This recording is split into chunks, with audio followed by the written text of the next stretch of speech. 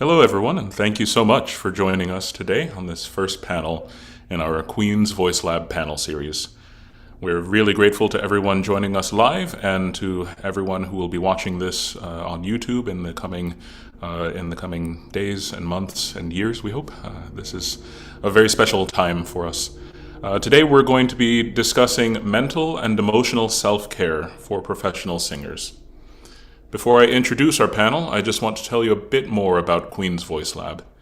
Queen's Voice Lab is an empowered community of and for professional singing artists sharing ideas, concerns, and actions in order to build mutual support and learning, further our creative work, and amplify our advocacy for artist rights in more humane, equitable practice and the norms in the vocal arts at large.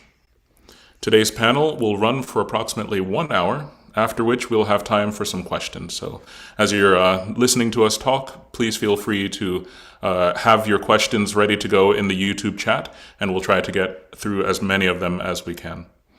And lastly, a very important disclaimer. I just want to say that we're not mental health professionals, and the views that we're expressing here come from our own personal experiences within our field of vocal arts.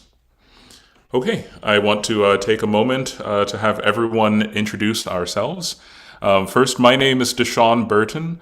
I am a classical singer primarily, and I sing bass baritone in lots of different repertoire with orchestras, with operatic productions, and in different recitals with piano or with chamber music instruments.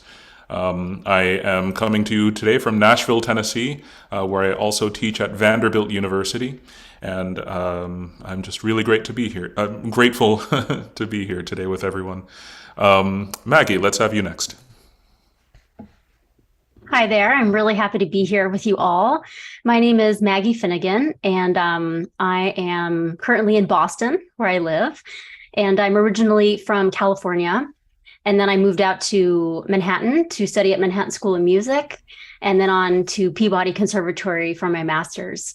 I lived in Queens for many years and eventually came up to Boston to be with my partner. I am a soprano, and my favorite thing to sing is contemporary opera. And I do a lot of art song, a lot of contemporary music, and also some early music. And I dip into the stuff in the middle as well. I'm really grateful to be here. Thanks. Andrew, how about you next? Hi there, I'm Andrew Fuchs. I'm a tenor based here in New York City. I'm hailing from Jackson Heights right now, though I grew up in the Kansas City, Missouri area. I did my undergrad at the University of Kansas and my master's and doctorate at Stony Brook University on Long Island. And the bulk of my repertoire kind of lies in either the really early stuff or the new things, and almost exclusively in vocal chamber music that might look like a one and a part quartet of Renaissance polyphony, or a smaller chamber choir situation, even larger symphonic choirs. And like many of those of us in this kind of concert world, that also includes stepping out soloists for oratorios and recitaling and whatnot. So yeah, happy to be here.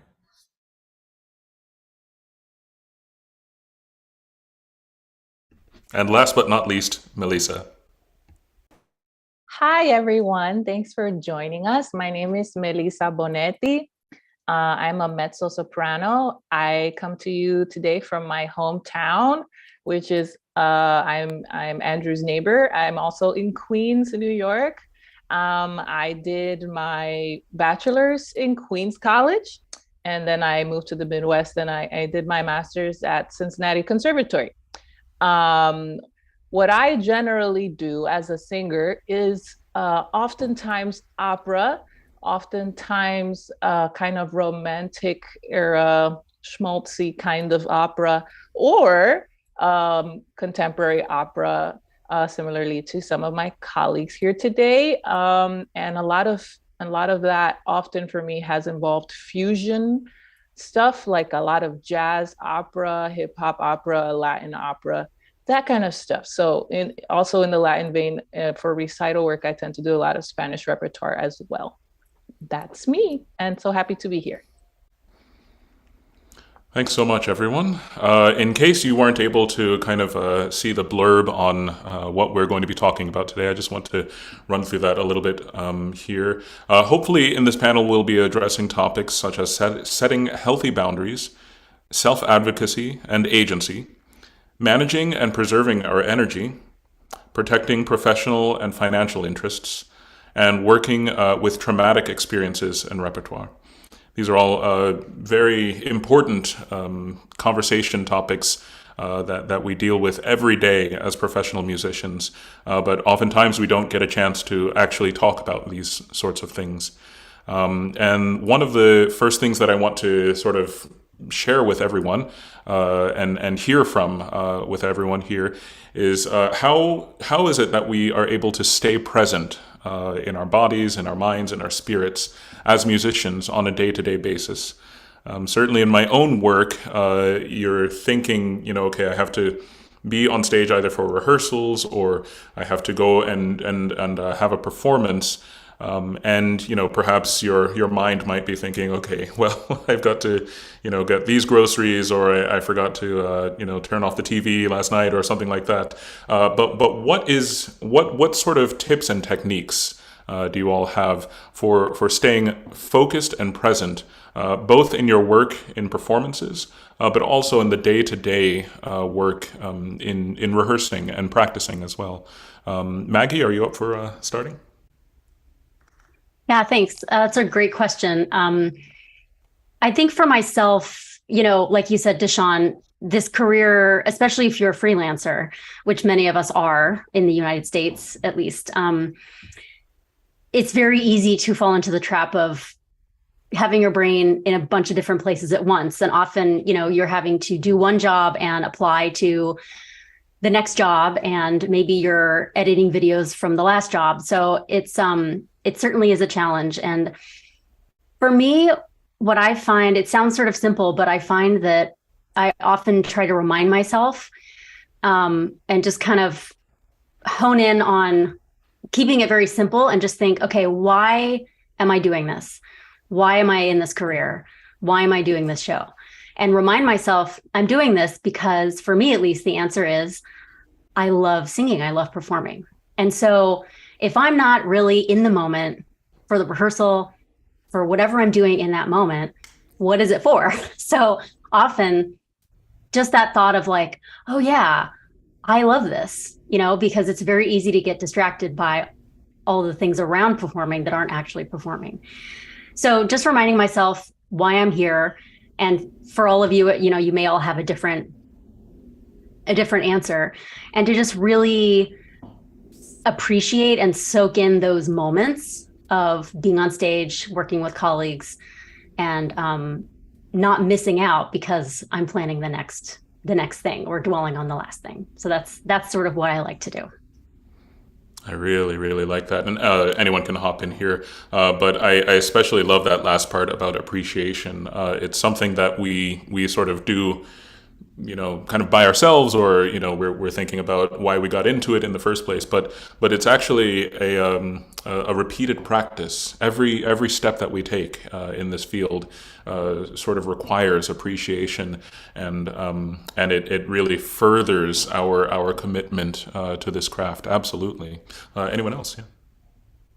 Yeah. Yeah. So I love what we're talking about here. But I feel that to be able to be in that state of appreciating the environment that you're in once you're in a rehearsal space or something, I feel like the juggling of all of this begins with your practice, and when you start learning your music for a certain show, and knowing that the practice that you have done is good and it's enough. For me personally, I sometimes over practice. I feel like I need to always practice the whole show every day, or it's going to disappear. And what happens is, if I do that, I don't have time for appreciating the moment in the room. I don't have time for my non-singing life. I don't have time for okay, it's okay for me to move towards the next thing I have to be working on because that music is good. I am a singer. I'm good at this. I know what I'm doing. So I feel like a lot of what your experience will be once you get to the job or the rehearsal starts with the practicing etiquette and experience that you have prepared before you even get there. Yeah, so I think that will inform the way that you then juggle things once you're in the middle of a job or a production. How just to follow up quickly on that, Melissa, how is it that you actually sort of show up for that practice? Kind of, are there kind of physical things that you do, or even perhaps what are the kind of tools of the trade that you might use to stay present in that way? I like that. Sure. Well, before I practice, I like to personally always remind myself of what my true voice is, my actual true voice. So since I do a lot of fusion work, before I practice any piece, I will kind of improvise in my own space, vocally and physically with movement, and just know that my sound is a good sound because it's mine, right? And so I put myself into that space vocally and physically. And then it usually sets me up for a good practice session. And when I practice, when I feel like I've practiced enough, I stop. Whether it be like I'm just doing too much in terms of time, I'm singing too much, instead of me worrying about, am I going to learn this in time? I think it's healthier to stop when you're done, when you're vocally done. And for me to give myself the liberty to begin with this improvisation work is me saying, oh, that is just as important as me learning the music, me remembering what Maggie was saying, me remembering why I love to do this, like giving myself the time to get into that space before I learn notes, and then and stopping when I'm done, knowing that I will eventually learn this. There's enough time. I'll be okay. That's really, really amazing. Thank you, Melissa. Andrew, do you have anything to add here? Yeah, wow. I'm learning so much as a participant exactly. as well. Taking notes. Yeah, I think staying present while you're practicing can be really challenging. And I'm glad that you brought this angle up, Melissa, about, what are you doing on your own time? Not in the room with other people in rehearsals, but just your one-on-one time with yourself. And I've found, for me, setting a timer, this is like a very basic thing, but giving yourself some sort of structure within a practice session can be very helpful, and not like for an hour. I'll do 25 minutes, do not disturb mode on my phone. I'm not looking at my devices. It's just like 25 minutes, and then I'll take a 5-minute break and I'll do a couple rounds of that, whatever I have time for that day. And to have some sort of kind of bookended beginning and end, middle and end of a practice session for me is very helpful, as opposed to if I have like a couple hours where maybe I'll like kind of amorphously wander through my score and then like, oh, my phone buzzes, or, I should wash the dishes.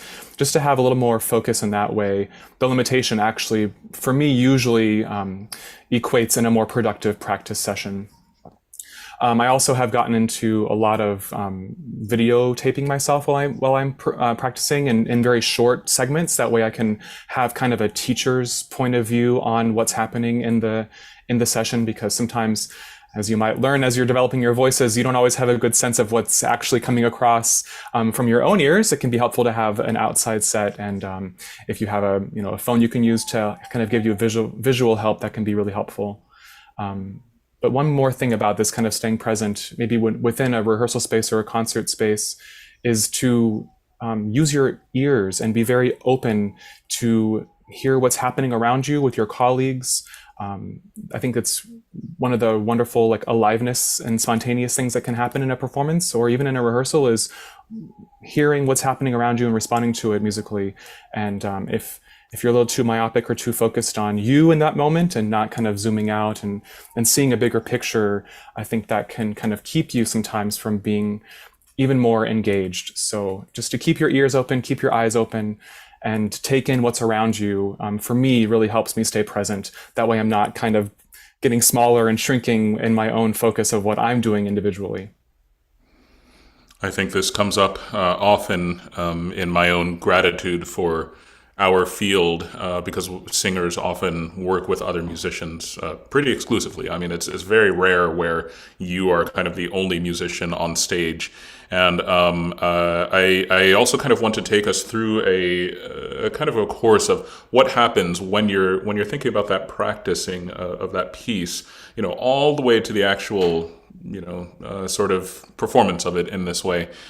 In this way, how do you guys know when something is either kind of ready to be sort of moved from that practice stage into that sort of performative stage?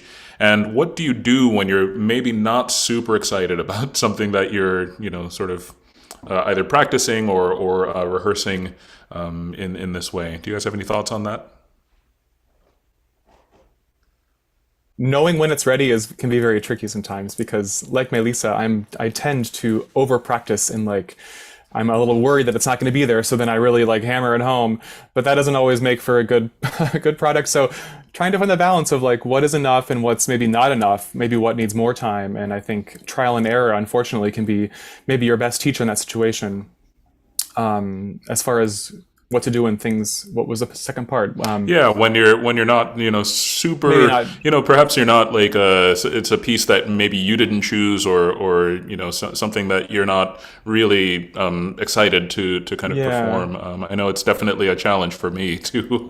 Yeah, I had this happen recently where I wasn't crazy about the piece, but what I was crazy about was singing with the people around me. Again, kind of going back to a wider lens, and I wasn't really thrilled with the music part of it, but honing in and hearing how our voices were working together in this particular setting, that for me was a real exciting thing to kind of focus in on. So it might not be the piece you were loving, but maybe you can enjoy the making of it. Yeah, absolutely. Melissa? I also feel that there are many times when I'm singing something perhaps that is not my favorite, but somebody wrote it. It's probably somebody's favorite. And for that reason, I feel grateful to be the messenger. So even if the experience for me is not maybe what I would go listen to, somebody is in the audience for a reason. And whoever wrote it, it really meant something to them. And I try to find value in meaning in things that other people find value and meaning in. And then for that reason, I want to do my best for that reason. And so I can just get inspired by other people's experience of them being in the audience. So that's what I think about sometimes. Absolutely. And I think this thread will come back through all of our work today, this thread of respect for others and respect for yourself within our practice. So that's a really, really great way of saying that. Thank you. So thinking about kind of the next stage, perhaps after you've practiced something or, it's kind of ready for the next step in a way. What do you do to kind of stay present in a different way when you're performing? How do you avoid nerves, and how do you maybe not avoid nerves, but how do you deal with nerves? How do you deal with stage fright? And what sort of what are the kind of tools that you use there? So I'm just going to answer my own question super quickly. I have a whole series of kind of centering exercises that I like to do.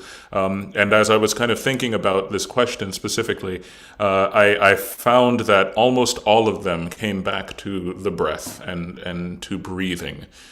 Breathing is a wonderfully centering practice, and just sort of almost anything that you'll find that kind of helps you calm down starts with breathing. So that's definitely one of my first go-tos when I'm thinking about stage fright. How about you, Melissa? Please start this time. Sure. Well, first, the most general thing that I could say about it is that I try to turn nervousness into excitement. Mm-hmm. It is because it's a similar feeling that you can have when it manifests in your body. So I either try to trick myself or convince myself I'm not nervous. I'm just excited. But I'm excited because I have the opportunity to sing, instead of it being kind of like this chore once it's an audition. I feel still that it is still an opportunity, and I just feel very grateful to be in that situation, to say, oh, I can even get to do an audition, and as opposed to doing a different career that maybe doesn't serve me. Now, that doesn't mean that your nerves can just go away, but what I do want to say is that when you're doing an audition, I think a lot of the nerves comes not only because you're nervous about the sounds that are going to come out of your mouth, but you're nervous about how you're presenting yourself, your total package. Are they going to like me?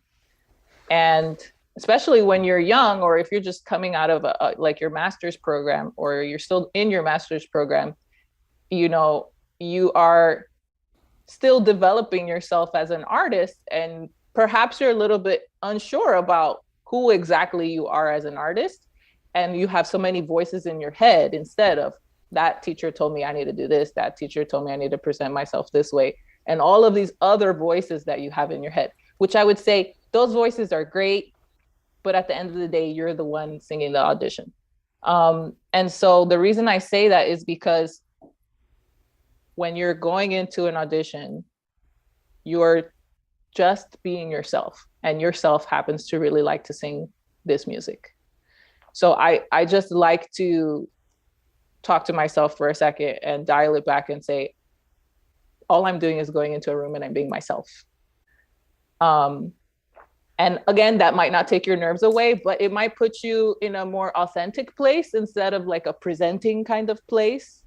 And then again, it goes back to the practice room. When you're practicing for an audition, I would say practice as if you're having an audition, if that's what you're preparing for. And in the practice room, also remind yourself, I am just being myself today. This is what I happen to like to do. Then take that same mental frame and bring it with you to the room. But in terms of curing nerves, I have no medicine for that.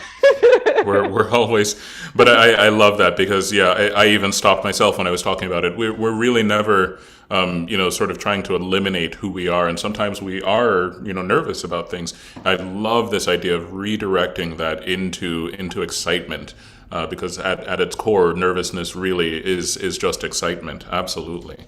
Maggie, what are your thoughts on this? Gosh, I agree so strongly with everything you just said, Melissa. I also I try to reframe, especially auditions, because we all know that they're totally weird, and it's a very like sterile environment to be performing in, and it feels unnatural. So to combat that, I do the same thing, Melissa. Instead of saying I have to do this audition, I say I get to sing.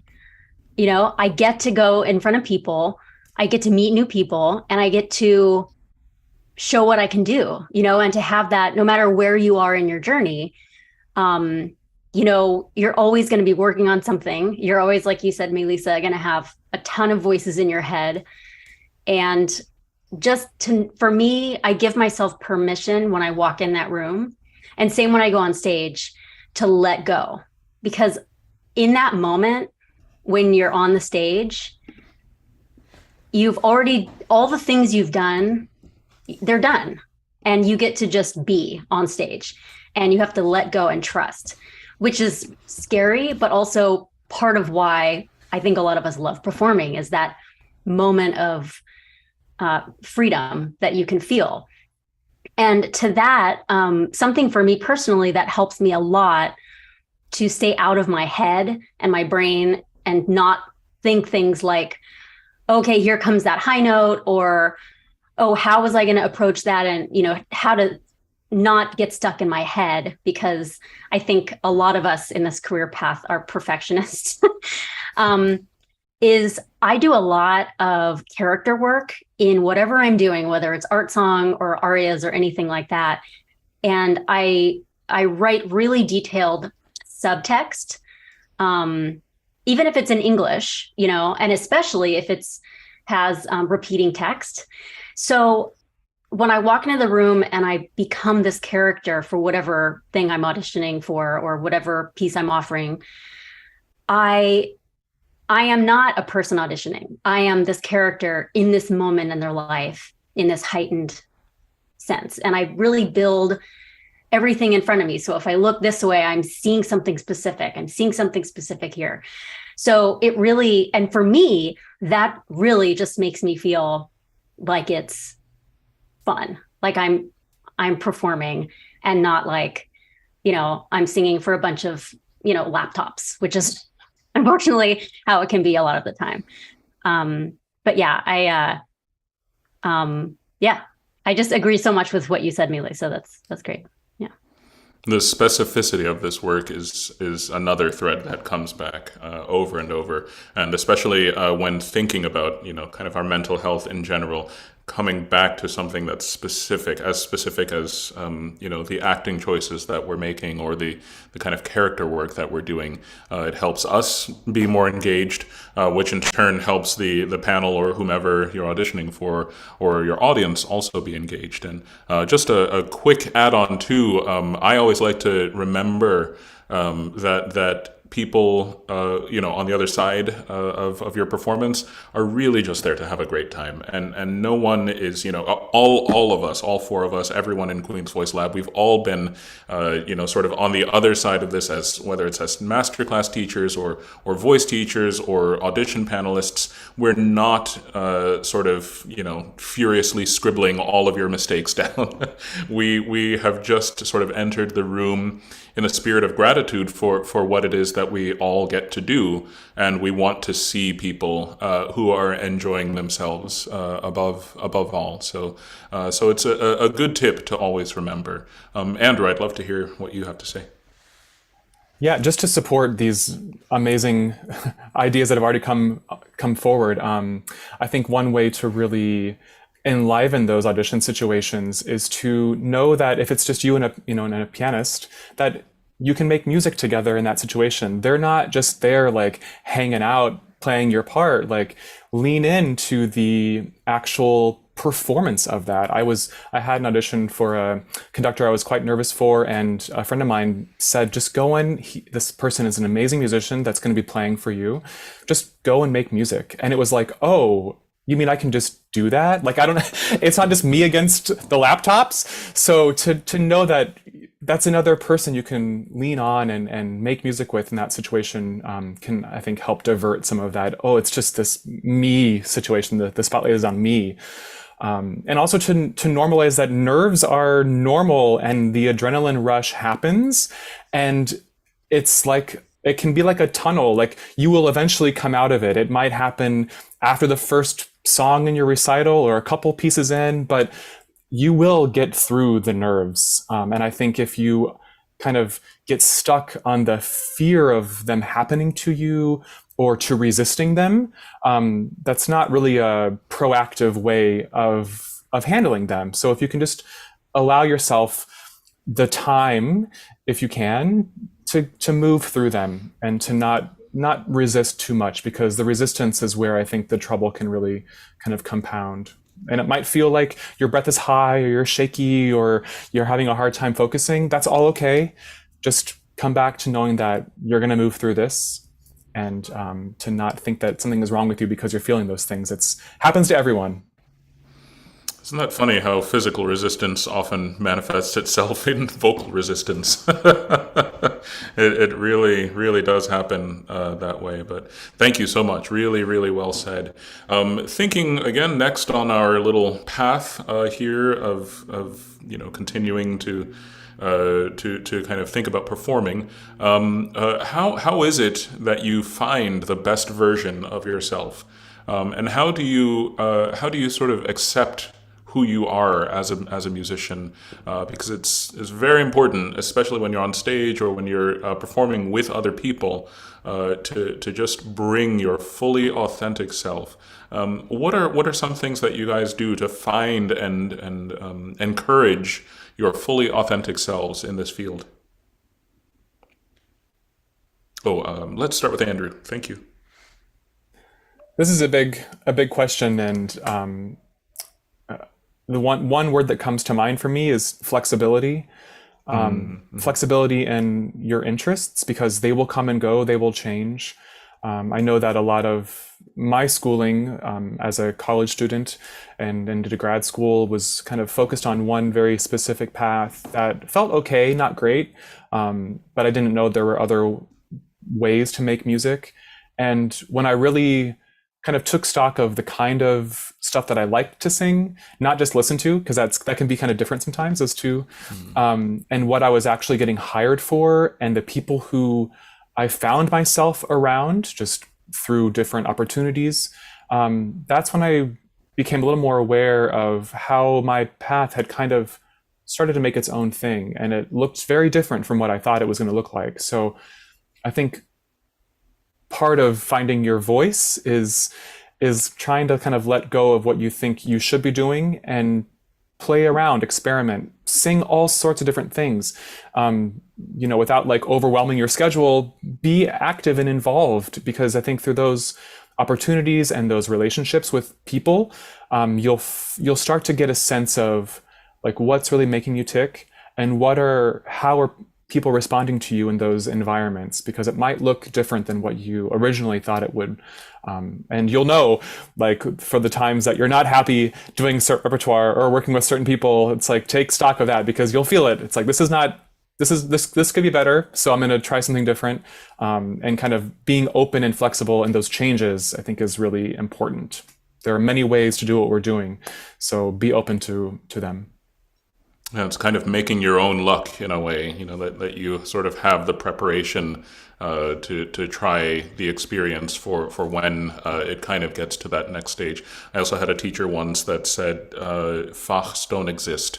A Fach is, kind of the different voice category, and we all have our own voice category in a way, but what this person was trying to say is that, you don't think about who you are as just, what box you put your voice into.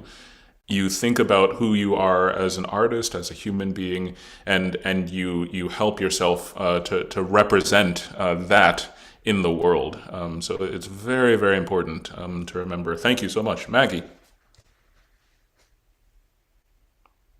Thank you for that, Andrew. You really took the words out of my mouth as far as, flexibility and just, I think it's a trap that I really sort of fell into as a young singer. And I think I've had other friends tell me similar things, is that, and I hopefully it's better now.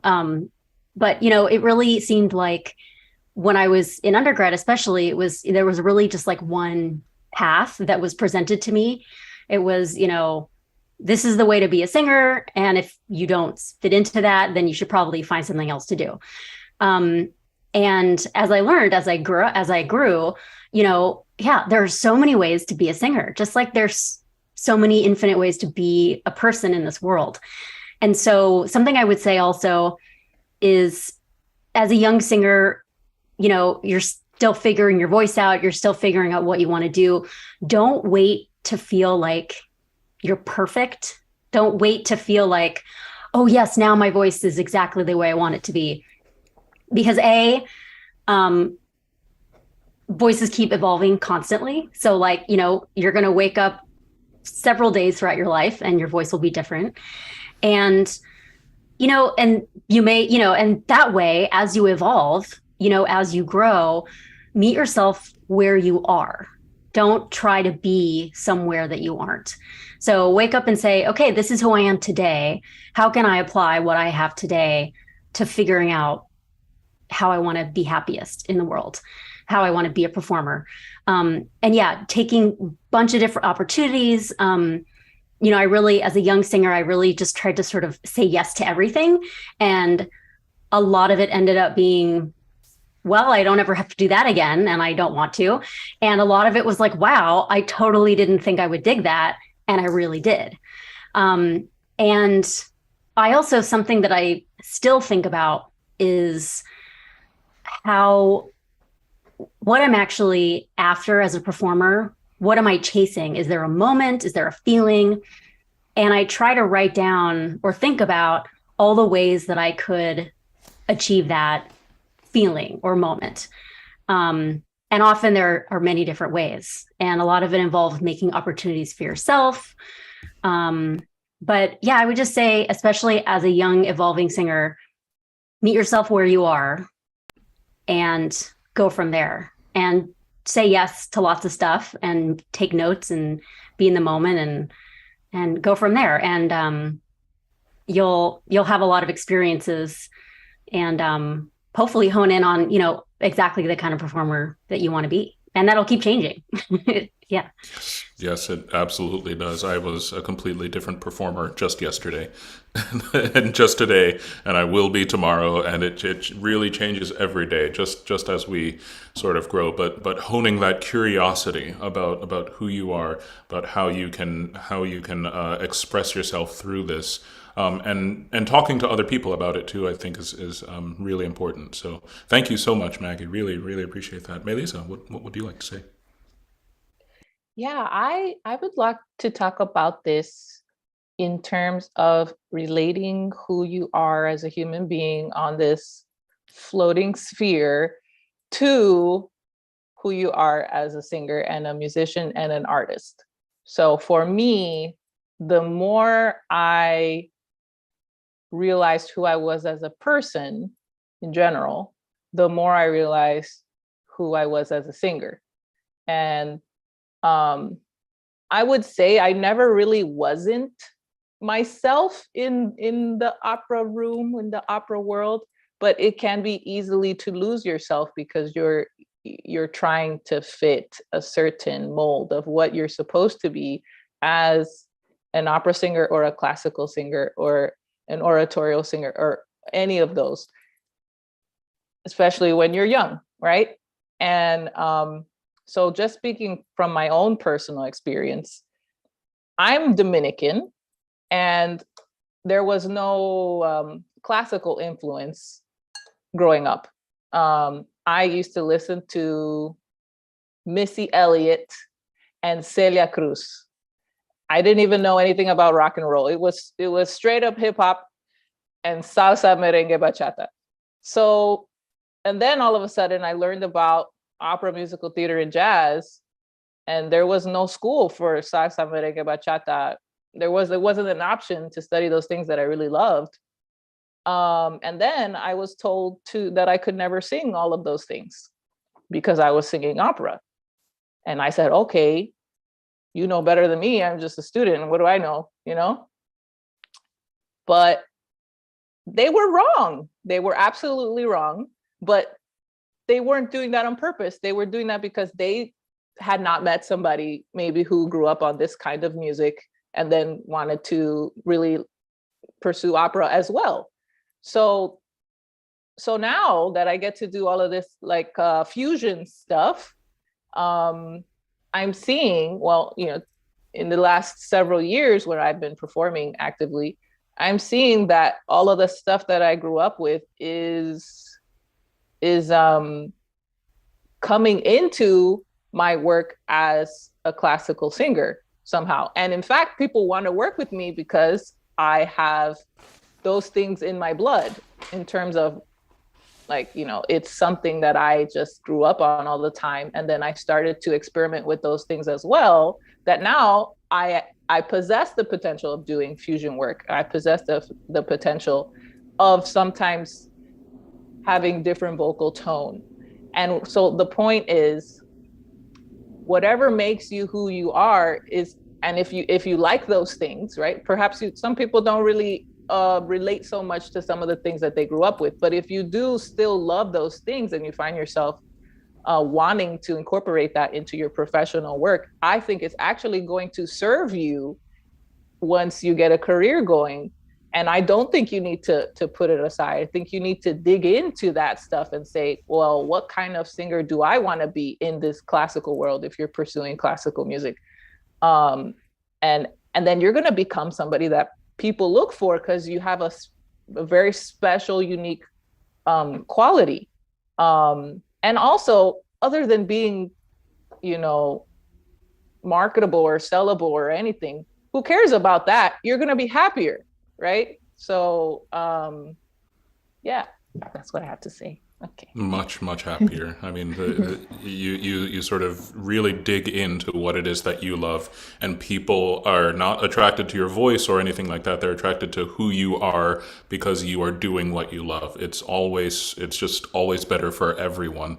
Absolutely. I want to circle back to a little bit of something that you were saying about. Yeah, about kind of when people told you, you can't do that kind of music. We have to deal with this over and over and over again in this industry. How is it that you were able to sort of take that moment or any moment of rejection, if you will, and how is it that you walk forward into what it is that you still love, and how is it that you're sort of seeking what it is that you still love, even though you have to kind of get up every day, and sort of deal with this form of rejection in a way. Melissa, if you wouldn't mind expanding on that. Sure. So sometimes I like to say that, unfortunately, being a singer is being a professional critic receiver. Does that make sense? You're Absolutely. always constantly getting critiqued or corrected, or hopefully it's in the form of advice. But people are always telling you what you should be doing, even in one note. So what you should develop over time is a group of trusted advisors, people that you feel like you can go to, that generally their advice has felt like it's coming from a place of support and warmth, and also that their advice seems to be pretty educated and seems to be coming from a place of somebody who knows what they're talking about, perhaps through their own lived experiences. And I think when you have that group of people, they will tend to encourage you to do the right things. So in terms of how you're dealing with all of these voices coming at you at the same time, some of those voices can be negative. They can be rejection. They can be harsh criticism sometimes. And so when you have all of these voices in your head, I think you learn how to categorize them, and you learn how to say, okay, these people are very helpful, and these people, I'm going to put those thoughts to the side, I think. And also, in terms of rejection in general, if somebody rejects you as a person in an audition setting or something, it's okay, because you're not trying to go to a space for somebody to want a non-existent version of you. You are going into a space and you're saying, this is what I have to offer, this is who I am, and they get to decide if that's what they want or not. But you yourself are not doing anything wrong, So I think that maintaining that true, authentic self and going in a space that perhaps maybe you don't get the best feedback, at least you know that you have done yourself right, and you have maintained true to what you wanted to present that day or who you wanted to be that day. And I think that's more important than somebody rejecting you. I think there's more value in staying true to yourself. And the people who want to work with you will, and the people who don't want to work with you, that's okay. I think you deal better with rejection when you know that you've gone into a room and you've done you. That's what I think. Absolutely. This idea of authenticity is just chief in the entire pursuit of who you are as an artist. And I really that's why we all really respect each other in this group, and why we all sort of have each other's ears as trusted advisors, as you were saying too, because we show up as ourselves every single time that we do this. So really, really amazing. Thank you, Andrew. Yeah, I mean, rejection is kind of part of the business, unfortunately, and it can be hard to stomach at first. I think I echo what Melissa says. If you're really authentic to yourself in those moments when you're performing, auditioning, or applying for something, you should be proud of that work that you're doing.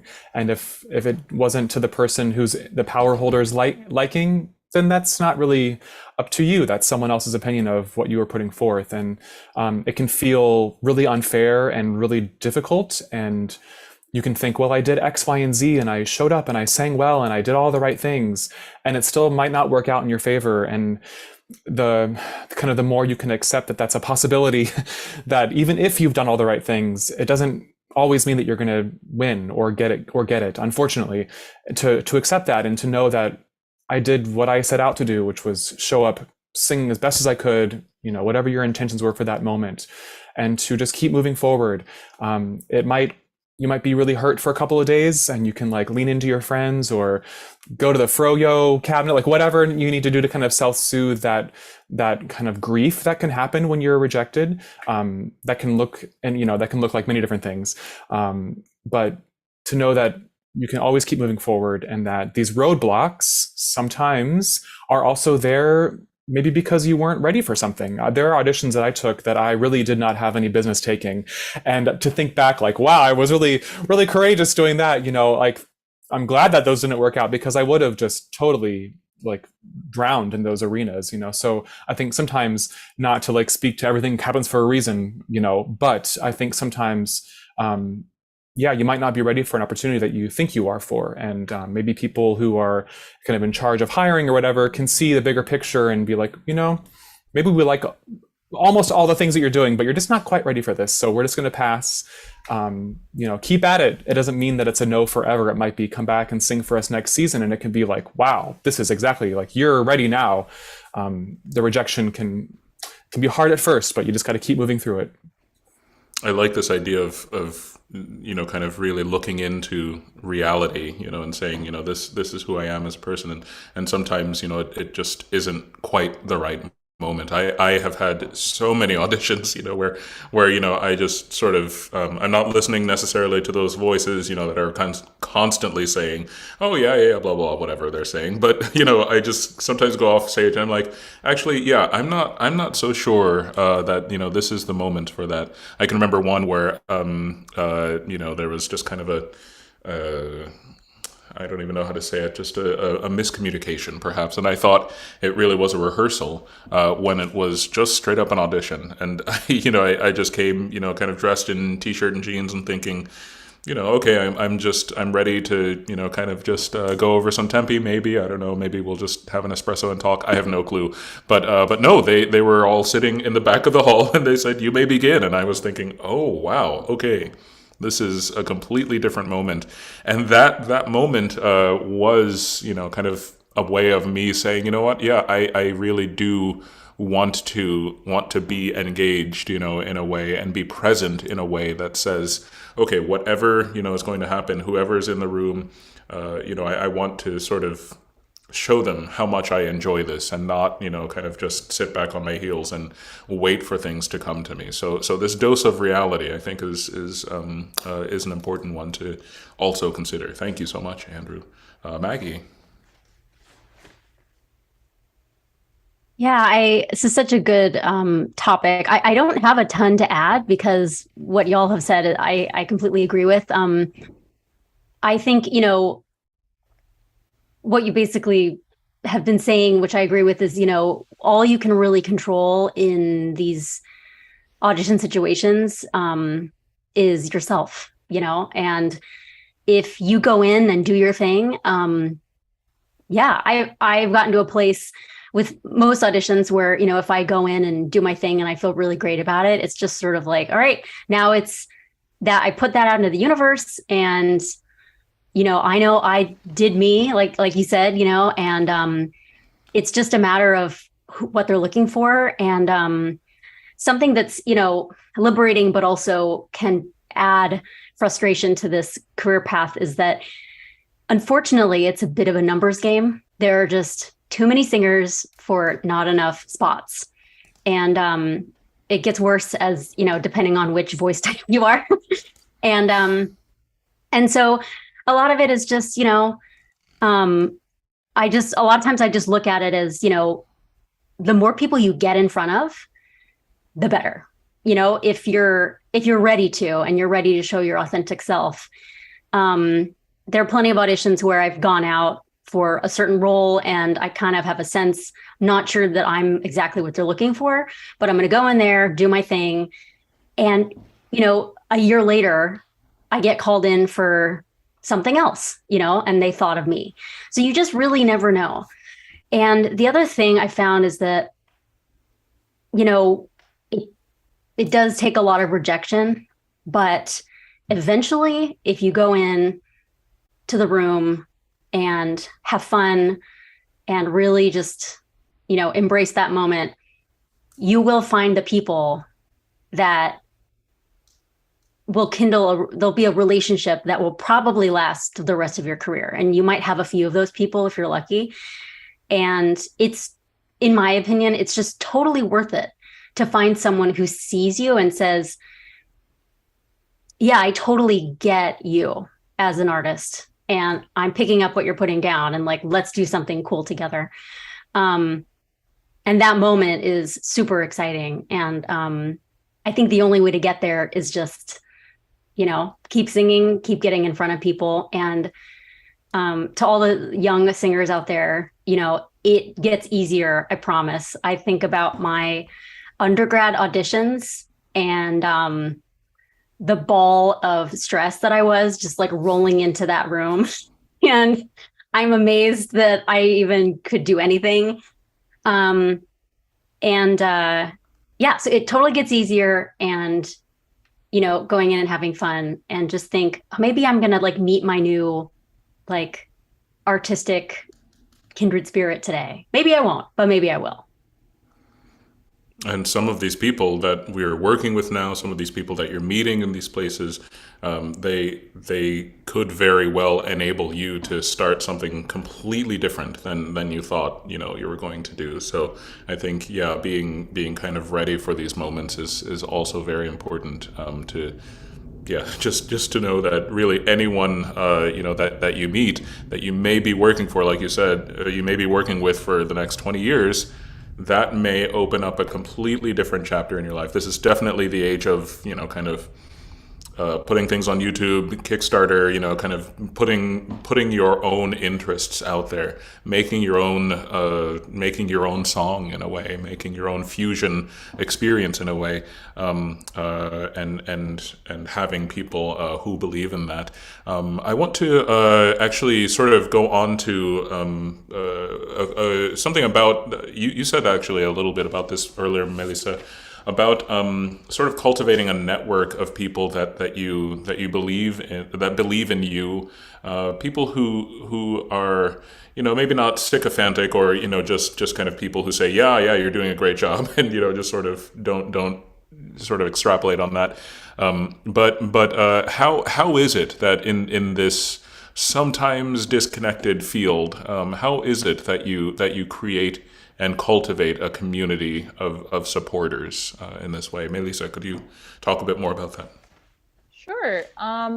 So it's interesting that you asked me this question after we just spoke a little bit about sometimes meeting your people that then you develop a relationship and work with after time and time again. I agree with Maggie. The more people that you get in front of, the better for opportunities, but also because of the possibility of then meeting your people. So some of the people that I have met have been coaches in certain young artist programs, or friends in certain young artist programs, conductors or fellow singers that I trust to talk to them about any struggles I have going on. And I feel that generally speaking, as Deshaun was saying, for those of the people that are on the panel side of an audition, Generally, those people do want the best for everybody coming into the room. And then when you get to work with them in a company, you really see that. You really see that the people that work at those companies a lot, especially the coaches that work with young artists, they want to be your partner in this field in a way moving forward. They want to get you multiple connections. They want to give you advice. They want to tell you what kind of rep you sound great in. And I just feel like you over time get to build that team of support by putting yourself out there and then getting these jobs and then trying to keep those connections, trying to make those coaches a lasting relationship, someone that you can refer to even if the program is over. You know, you can still reach out to those coaches or mentors that you found in a program and say, hey, I'm working somewhere else, but I would love your advice on this thing that I'm working on, even if you're not in the same location, because we're all over the place. And you should be able to find, and I'm going to keep saying coaches because I feel like, me personally, I have found some coaches who just have always been there for me, even if I haven't worked with them recently. You should be able to find coaches and mentors in young artist programs, or teachers, a teacher that you have in your undergrad or master's. I can still write to some of my old teachers and be like, hey, I'm going through this. What do you think? You know? And they want to respond. They want to receive those emails. They want to see how their singers are doing. And yeah, it's about just maintaining the relationships. You have to do the work as well to maintain those relationships, and always reaching out to people and not being afraid to develop friendships, actually, also with some of your mentors that you meet along the way. Yeah, absolutely. And I think finding space, for these people in your life is very, yeah, it's not just, I mean, it is the only reason, that we're doing this. We're really sort of here because these people, have been in our lives and have been able to help us, move forward. I think it's kind of a funny way of saying it, but it takes a village to raise a singer, perhaps, is a sort of kind of a way of saying that too. Andrew, there was actually I'm gonna call on you specifically. There was a really wonderful story that I remember from a recent meeting of ours, where you were talking about having headshots taken. Oh, and yeah. I tell this story actually to a lot of my students too. But I would love to kind of hear about how you cultivate your network, and also if you're feeling up for it, to talk a bit about that story too. Oh, sure. Yeah. Well, the headshots thing was, we were talking about how to kind of best present yourself in these photo sessions that you're going to be like putting out to the world. And I suggested to a friend who was looking for some advice, to bring a friend with you, bring someone from your team who puts you at ease, who makes you feel good, who makes you laugh, who's there to kind of cheerlead you and tell you like, that smile is terrible, try again, or just to keep helping you to show your best self. And I think the people that you surround yourself with, that's like one of the great parts about having those people on your team, is that they bring out the best in you. And so does that headshot thing? That's exactly. That and make a great playlist. Okay. But kind of back to the team part, this is something that I think is just of paramount importance, not only for like professional development, but just for your emotional well-being. I mean, my team, it's 6 people. I have a couple friends, a couple voice teachers, and like a mental health therapist type life coach that I see. And these people are who I return to time and time and time and time again for so many reasons: for vocal help, if I'm having nerves, if I've had a bad rehearsal and I'm like beating myself up over it. It takes some time, and it takes staying open to, your surroundings when you're in rehearsals or in school, to kind of feel who you're gravitating towards and vice versa. But it's, I think, essential that you're not doing this on your own in that way. We're made for connection. It's too hard to try to solve problems just on your own. Of course, give it a good shot, but know that there's help around you. And that might be like your English teacher or your voice teacher or whoever it might be, your grandma, who knows, but like to know that you can always reach out for help is such a great relief. I had an experience this past summer where I just sang like so badly and it really, really threw me. And it took me a week of like calling my friends constantly, just like checking in and allowing myself to be helped by them, because I really thought that I should be able to dig myself out of this hole on my own, and I couldn't. I needed my team, and they were there. They wanted to be helpful. They know that I'm also there for them whenever they need a little assistance or a little layup or whatever they might need. I'm always down to give myself to them too. So to have this reciprocity with people that you trust and that you love, I mean, it's like, that's kind of why I do what I do, is to have those connections, those heartfelt, emotional relationships. And so the more that you're able to keep your antennas out and be aware of who's really making you feel great and who do you want to boost, who do you want to give yourself to in that way too.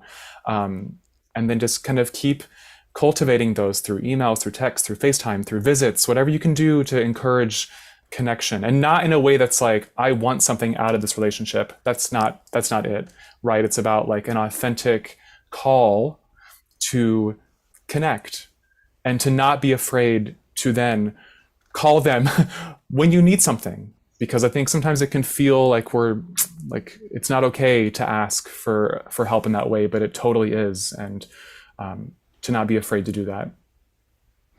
Absolutely. I love the reminder every single day that we're not doing this alone. I actually, try too many things in my life, sort of as an island, and it's really, it very, very much is never as fulfilling as when I am reaching out to my community in this way. I also want to remind our community out there who's currently watching that we're open to any questions, or if you want us to kind of follow up on anything, just let us know in the YouTube chat as well. I wanted to also follow up with you on another thing, Andrew. You mentioned we're not doing this on our own. Of course, we have just come out of, or maybe, we're really not out of it, but we are just in this whole new era of music making, certainly of humanity, but of music making and artistic expression, especially of being in the pandemic. As we sort of shift into this way of kind of being out of complete isolation with people. What was that shift like for you as you were, kind of trying to cultivate your team and think about people with the idea of what we have all just been through in the pandemic? Wow. It's been a lot, and I know that we all have had very challenging experiences, some much more than others. I think coming out of the more isolated periods, when I was in them, I was really leaning into my team, and it maybe my kind of my circle of colleagues and friends got quite small for a while. And I think in that way, I put a lot of energy into my closest, my nearest and dearest, my inner circle people. So they really helped kind of sustain me. And I think that was, a two-way street as well, I hope. So yeah, coming out of it, it's been a little awkward maybe to kind of open up also socially in that way. It can be a little overwhelming to all of a sudden be like surrounded by a lot of gabby singers. But I think it's just okay to be like, wow, I feel uncomfortable around all these people now. Or maybe you're like, you were dying to be around a big group again. I don't know, whatever floats your boat. But just to own how you're feeling in the moment, and to know that you probably can lean on your closest ones again if you feel a little out of sorts about things. Thank you very much. Maggie, how did you kind of cultivate your network? I'm also very curious with you specifically about how you how you found your network, kind of within the kind of music that you do specifically, for people who aren't necessarily thinking about, going into a traditional conservatory undergraduate program, or who may not be thinking about, the kind of traditional opera path.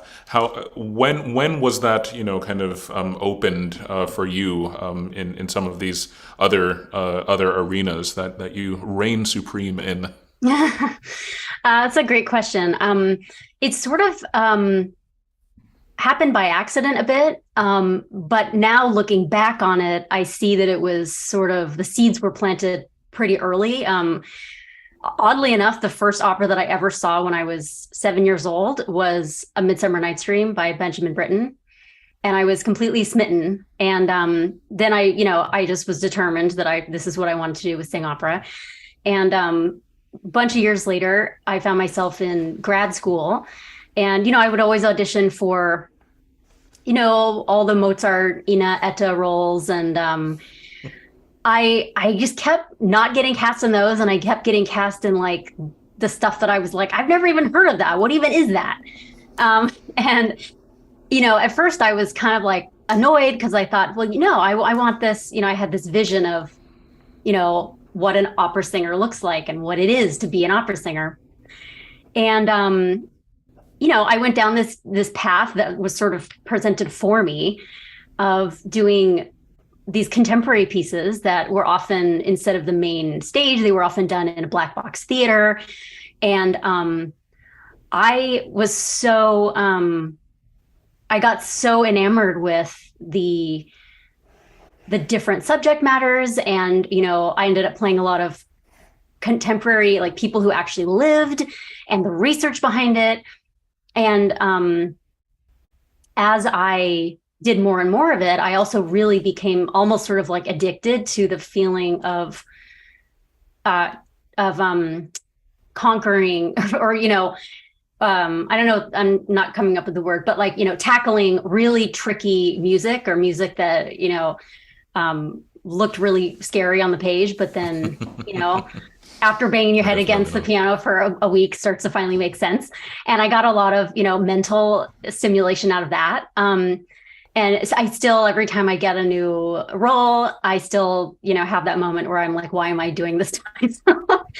And then it always pays off, and I'm so happy.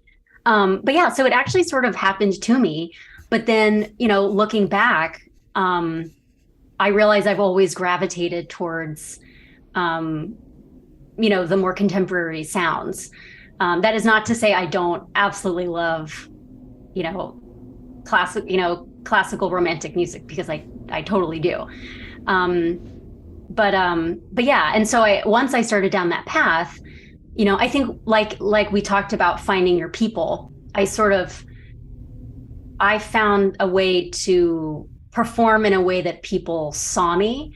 And it took me a second to kind of make peace with that. I thought, why don't people see me as a great Mozart singer? Because I know I am. And I think part of it is, and I think things are getting much better now, but people can be narrow-minded sometimes. They see what's right in front of them. They see someone who has made different choices as far as the way they look or present themselves, like my hair, things like that. And they think, oh, she'd be great in that, weird contemporary piece, And I can't, speak for them, but in any case, it turned out to be that's where I found my people, and that's where I really was able to develop the career that I have, that I adore.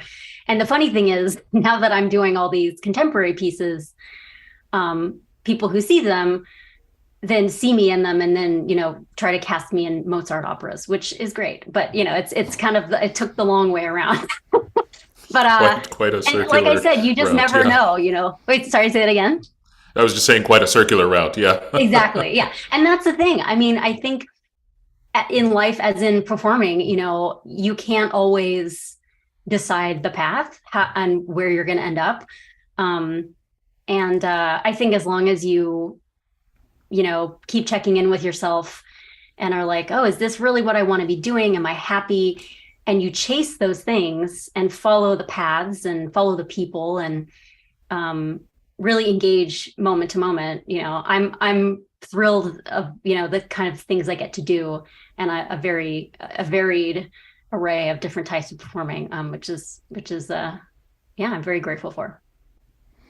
I wanted to follow up on this idea of kind of Mozart versus everyone else in a way. We have in vocal music, a really long tradition of doing music by dead white male composers, and it can be thrilling, to hear this music, that has come down to us for hundreds of years and is performed everywhere and at the highest levels of music making. But there is a form of exclusion that has pretty much happened, since the beginning of this kind of music. What sort of experiences have you all faced trying to either perform or research or find music that speaks to our kind of current culture, and especially speaks to the need of inclusivity within our operatic sort of worlds in this way? I'll actually kind of leave this one open, or maybe I'll start and someone can follow up too. I very much have a memory of wanting to be a conductor. Actually, when I grew up, when I was growing up, it was sort of the first thing that kind of captured my imagination about classical music. But as I was starting to kind of get into singing and everything like this, if I kind of had a conversation about conducting, I found just that little bit of resistance. From people who kind of looked at me and said, well, you don't really seem like the typical kind of conductor. You aren't this, you aren't that. And I had one example where someone said, oh, all the best conductors are Italian. You're never going to make it in this field. Which is completely nonsensical in every way, but it has this effect of being kind of one of those touchstone moments, which is a trauma. This whole field that we are in sometimes has heavy traumas that are just passed down intergenerationally, sometimes through experiences like this.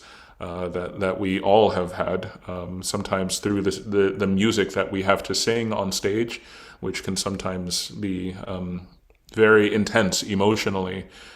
Does anyone have any sort of thoughts about the kind of emotional places that we have to go within music, or about experiences that we've had to overcome in this way? Yeah, Melissa. Thank you for sharing that, Deshaun. I have a few different thoughts on this. First of all, when I have to sing Mozart, which I do sometimes, I think Mozart can be pretty hilarious at times, right? And sassy. I'm quite sassy in general, I think. And it has just a lot to do with my overall personality, which always has to do with me with my culture and my personality. They go hand in hand together. I don't separate them, and I don't separate them from music. So when I've performed Zerlina before as an example. So when I played Zerlina, I am not trying to be, in my acting or my singing, I'm not trying to be the recordings that I listen to in order to help inform stylistically what I'm going to do.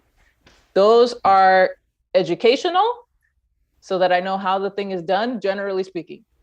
But I have to know that my choices are going to be new and fresh, because I can't find a recording of a Dominican person who grew up in Queens singing Zerlina. It doesn't exist. So I'm going to do my version of Zerlina. And she will be quite sassy. She will be quite Dominican, and she'll be singing Mozart in Italian. I think when speaking as a person from the Latino community, I think that it's important to, when you're given an opportunity to do something that, didn't come from or wasn't done often, historically speaking, by somebody who looks like you, I think that you really have to know that you're actually creating something new, and that's what you're supposed to be doing. I don't think you're supposed to be imitating somebody else, because that's not you. So I think giving yourself the permission to be this unheard version of a role that you're doing when you're doing something like Mozart. Give yourself the permission to be yourself when you're acting and when you're singing the role. And then the other thing I want to say, talking about doing maybe heavy works that are contemporary, and we're so glad that we're not just singing Mozart nowadays. We're so glad that we're part of creating art that has to do with social justice issues that we're dealing with on a constant daily basis. We're so glad that we're doing some art that really matters. I think in those moments, and I won't be specific on an experience, but where an experience was, but it is, if you're feeling that something is traumatic in a rehearsal process, that feeling is completely valid. And unfortunately, singers, and ironically, singers are almost the last people to have a voice in the room. And I think that that really needs to change. It has started to change, but it really needs to change. And I think you need to know that if you're feeling triggered by something in a piece that you're working on, that feeling, that trauma feeling that you're getting is super valid, and that you do have a voice in the room. Or if you don't see anybody else speaking up, then it doesn't mean that it's not your time and place to speak up. It means that you should probably send a message to the people running the rehearsal, whether that's the director or the conductor, and say, maybe we need to have a talk about the subject matter if it has not already been discussed, which is a situation I went through recently. And you would think, oh, as a singer, I don't get to tell people what we're supposed to do when we go into rehearsal. Yes, you do. Sometimes you do. But you do it the right way, and you're not going to call anybody out in the middle of a space, I would say, unless it's completely uncalled for behavior. But I think the best thing to do is say, okay, I'm feeling something. It hasn't been addressed. I'm going to send a private message to somebody who's in charge of this rehearsal and say, I think it would be really great to have a conversation about what we're working on, because the subject matter is sensitive, and you have every right to do that, to speak up in that fashion. Unbelievably important reminder. Thank you, Melissa. We all have a voice. We all have agency within these moments, and it really takes bravery and courage to step into these places. I absolutely couldn't agree more. Before we wrap up, Andrew or Maggie, do you have anything to kind of add to that? I would love to just hear, maybe how you got through some difficult moments in your own experiences, or how you sort of lean on the people in the room to really treat you well in this way. I don't have anything really super specific to call on, but I've on a positive note, I've worked with a few folks who really, go out of their way during rehearsals and the whole process to create a safe space. And the first time it happened, it was like this light bulb went off, and I just thought, wait, why wasn't this always happening? We're all coming into this room super vulnerable. We're artists. We're opening ourselves. And you can't create art and be in like a protective mode at the same time. It just doesn't work. You can have one or the other. And so I really hope there's a movement towards that. And I think there is, of just creating a safe space where, what the first meeting includes, if you have a concern, this is who you go to, just so there's a designated person. And ideally not the conductor or the director, because there can be, like dynamics, or maybe it's about the conductor or the director, Yeah. So I think that we are moving in that direction. And I think that's part of, we've been talking a lot about that kind of thing in this group. And I hope we get to explore more of it. But it's needed, for sure. And this is a really hard career path. And as we've been discussing, and, the last place we should feel unsafe is the room in which we're making art. That should be the safe place, So I think that's a great goal, for all of us. And we all get to make it better together. Yeah. Thank you so much. I would love to just kind of take this spirit as we wrap up. We all have the power to make this a better field, and it's a huge part of our mission in Queen's Voice Lab to really empower each other and to amplify these kinds of feelings that we're able to take into our rehearsal spaces. We all have this power. I just want to thank everyone again for joining us today, and I want to call your attention to two more panels in our series here. Tomorrow at 4:30 p.m. Eastern Standard Time, we'll be exploring pathways to professional success as a singer. And on Thursday, December 1st, 4:30 p.m. Eastern Standard Time, we will be discussing issues around onstage representation versus tokenism in opera and the other vocal arts. All three of these panels will be available after the live stream is concluded. And before we go, we want to thank the Queen's Council on the Arts for supporting this panel series. We really, really appreciate it. Queen's Voice Lab is a project of Vital Opera, a social impact arts organization dedicated to cultivating human connection through the medium of operatic expression. You can find out more about Vital Opera at vitalopera.org. And you can find all of us at Queen's Voice Lab on Facebook and on Instagram, or reach out directly to us if you have any other questions for us at queensvoicelab@gmail.com. Thank you again, everyone, and take very good care.